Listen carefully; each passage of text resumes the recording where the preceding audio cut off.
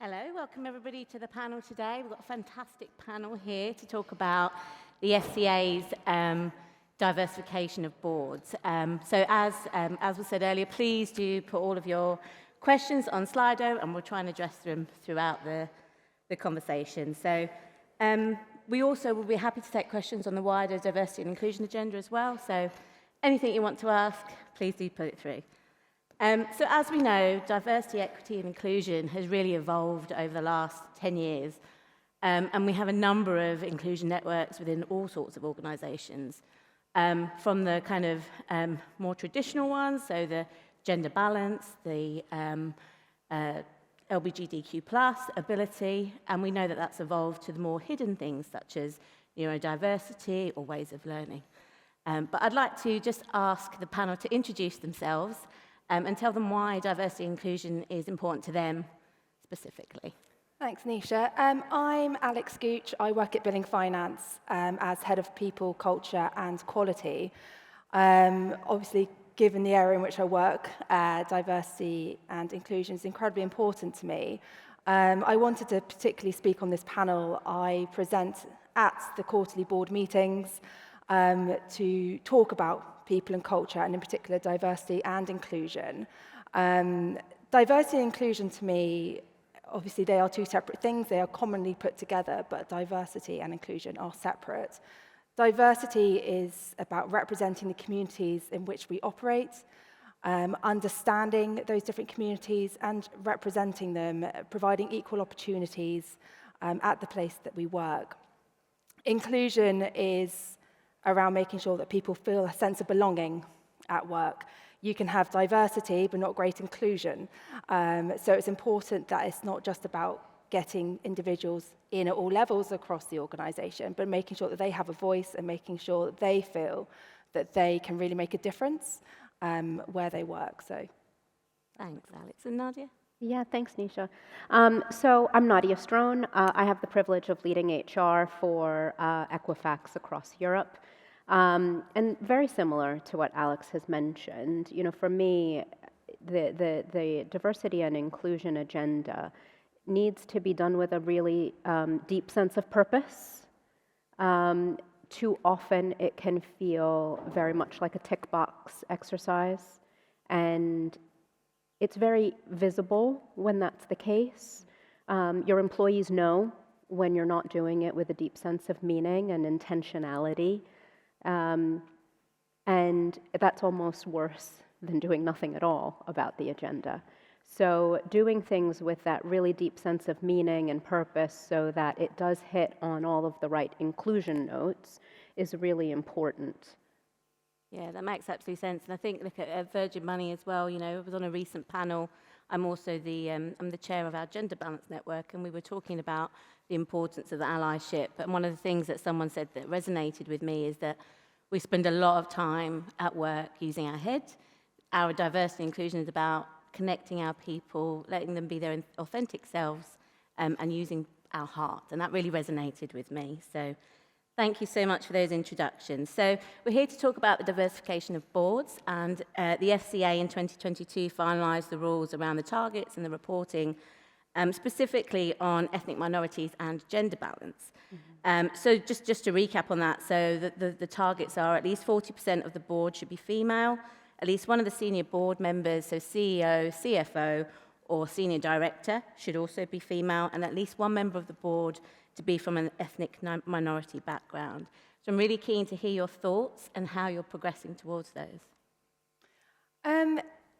You can see that the FCA are doing this with the right intent. It's really important that people in decision-making roles, we have a diverse voice, that we hear from different groups of people. I think to Nadia's point, there is a risk that this becomes a box-ticking exercise, and I think it could be quite easy for a company to do that and then think I'm done, because that's what the FCA asked me to do, that's what I need to do, and I've achieved it. And I think we've got to be conscious and aware that, yes, boards hold a lot of decisioning power, but where are day-to-day decisions made? So if I think about the implementation of consumer duty at billing finance. Yes, the board signed it off, and yes, they said, yes, we're happy with that. But the people that came up with the ideas, the way to embed it into our day-to-day wasn't the board. It was, led by the senior leadership team, but encompassed groups from across the organization. So it becomes a question of, is the FCA going to achieve really what it wants to achieve by this? Or is it just going to cause people to get to that point and then stop? And I think also there's the point of diversity is not just about ethnic minorities and gender. I think that has had a lot of time and focus for many years. We've had gender pay gap reporting for a long time now. Ethnic pay gap reporting is coming in. It is already for some places, but for others it's going to become more widespread. But it feels like the board targets are lagging behind what people are focusing on already, which is neurodiversity, diverse thinking, diversity of thought, socio-economic. So I think you can see there's a right intent, but I wonder if it's actually going to achieve what it's trying to do. Thanks, Alex and Nadia. I agree completely, and I think this is where doing things with that sense of purpose really matters, right? Because for it not to feel like a tick box, and for us to just focus on the board because that's what the FCA requirement covers, it's about how do you embed as part of the culture and the fabric of how an organization works, a different way of thinking. Very often when we think of diversity programs, it is very much about what is visible and being able to report on metrics that can speak to a proportion of your employee body that is, this gender split or made up of this ethnic groupings, and that all just sits on the surface.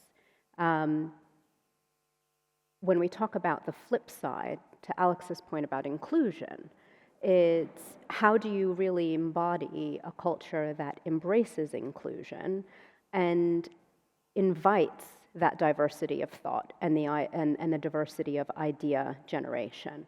And it's actually, far less complicated to really drive a culture of just non-conformity. All inclusion really is, on a felt experience basis, is allowing people to show up as authentically as possible. And to do that, we have to stop almost forcing conformity. We tend to hire in our own likeness, and we tend to then, bring people into an organization and then force them into the box that is our culture, whatever that culture might be, and we through the unspoken rules of how an organization operates and the behaviors that get rewarded and the behaviors that get recognized, we reinforce a culture. And if we are reinforcing behaviors that teach conformity and teach employees not to speak out, we're not really doing anything with the diversity that we might be on paper looking to demonstrate. So it is about actively looking out for and being kind of on high alert, in terms of ensuring that we're inviting that different perspective and calling on people that might not be so open to volunteer their perspective to put their thoughts onto the table. Thanks. That's really interesting. I think both of you talked about not letting it be a tick box exercise. So what would be your thoughts on how to embed it within the culture? Nadia, if you can give us a few thoughts. Some of the things that certainly help, right? So we all have a lot of experience with organizations where you might have employee resource groups that represent different cohorts within your population, whether it's a women's group or a Black employees group or LGBTQI+, which is wonderful. But if those groups are getting together to have a coffee and a chat, they're not changing the agenda. So how do we empower those resource groups to have a voice? How do we empower them to influence the decisions that get made at a leadership level? Are we inviting them to make suggestions on the products that we offer, the marketing that we put out? It's that level of influence that a resource group can and should have if it's really going to fulfill the purpose it needs to move an agenda forwards. Yeah. Otherwise, you're just kind of having a nice chat. And the FCA recently published another paper around making sure we're embedding diversity and inclusion into our customers, our products, our services and offerings. So Alex, maybe you can talk to us a little bit about the examples you've got or your thoughts on that. Yeah, I mean, it's interesting hearing, Nadia's response in terms of all the groups that they have. I mean, I work at a very small company. There's 100 people. And so it's very different. And for those of you that work at small companies, you might have found this as well. You almost don't have the numbers to do all the different streams. So it's kind of like an all-encompassing diversity inclusion agenda and trying to get that employee voice. But in terms of embedding it into the culture, I think one of the key things is having, firstly, a leadership team that are open to being challenged and open to hearing those voices.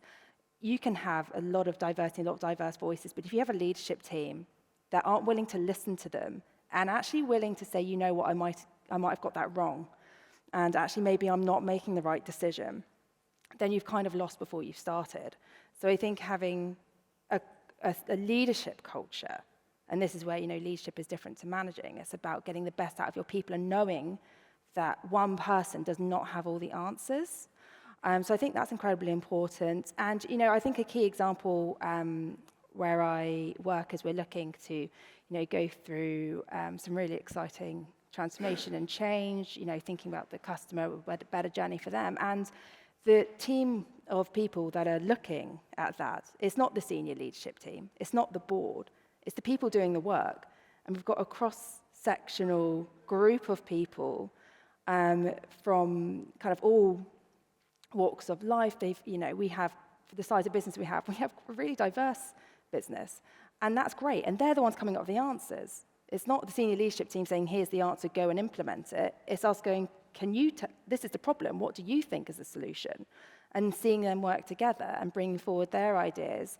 And I think that's been really powerful. And we're seeing some fantastic stuff, come out of it. And even, and I think just from a managing day-to-day level, it's about encouraging conversations to happen. I don't always have the answers. I head up quality assurance as well as people and culture. And I never sit there and say to them, I know more about quality assurance than you do, because they do it day in and day out. And we have, different generations within that team. And you hear the conversations, and it's great. And they come up with the answer together. I never say, here's the answer. I get them to come up with the answer. And I think it's just people in those positions acknowledging that actually you don't always have to have the answer.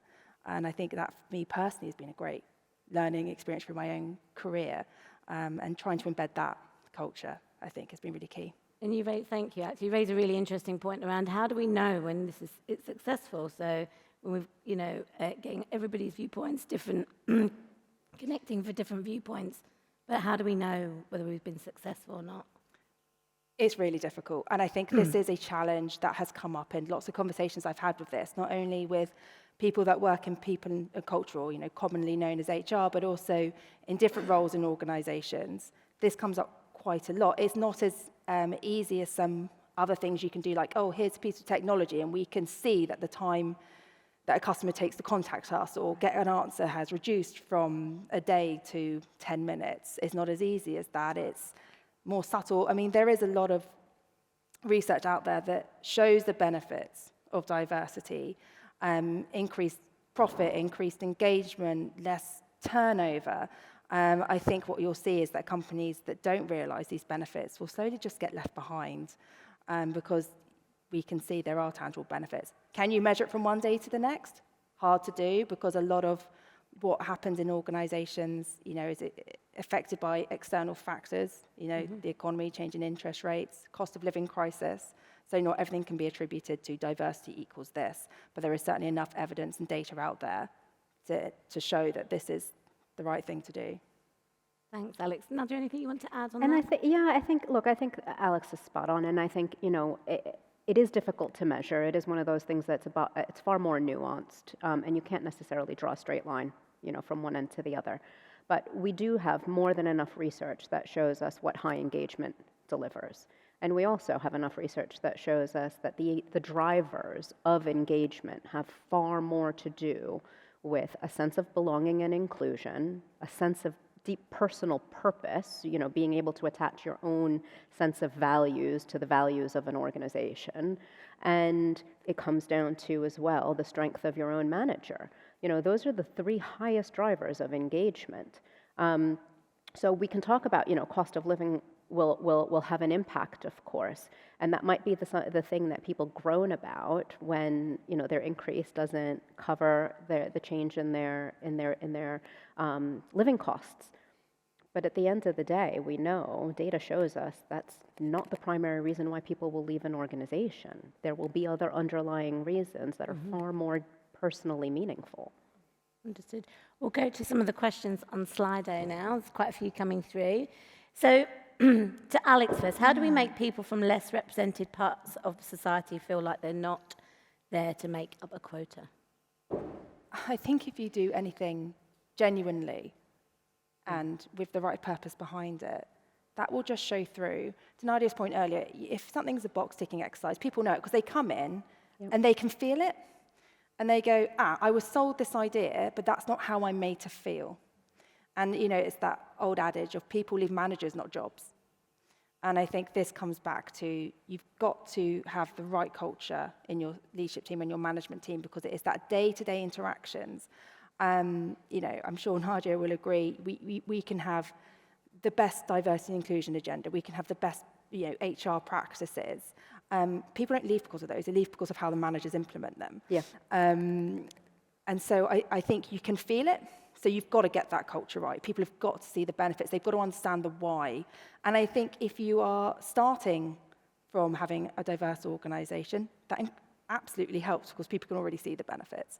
I think it is just about acting with integrity and being genuine in the actions that you're taking and understanding we're not always going to get it right.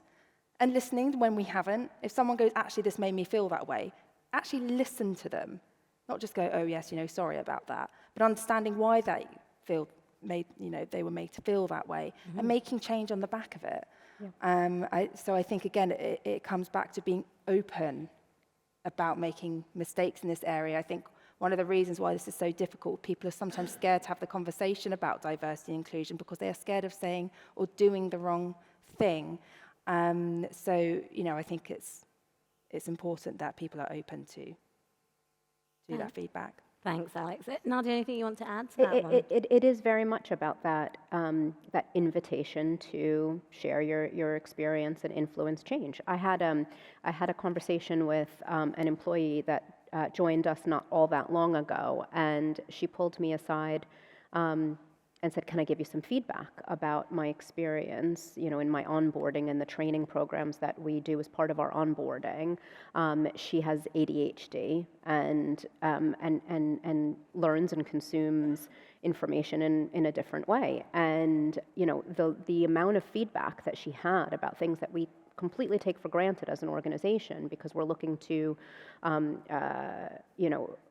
have as much as possible a one-size-fits-all approach to be able to have an efficient onboarding process and get everybody through all of the mandatory compliance trainings and risk trainings and privacy trainings and all the rest, actually doesn't work if your mind works in a very different way. And it's something that I hadn't necessarily considered. And as a result, we are going back through all of those, kind of things that we take for granted as suitable for an online webinar, and looking at how do we offer that in an alternative way. Thanks, that's fantastic, and actually goes to one of the other questions that were on there as well. So there was another question in there around why is it important to have that diversification at a senior level? Do you have any examples that you can share? I think at the senior level, the most important thing is the visibility of possibility, right? People need to be able to see themselves represented at the most senior levels to really believe that the career path is possible. if you're a board of, all white males, it doesn't matter how many females you have in the organization beneath that level, it doesn't look possible to penetrate that level from the outside. Whether that's true or not, Yeah. it will cause a belief in people. It will cause a self-limiting belief if people do not see themselves represented.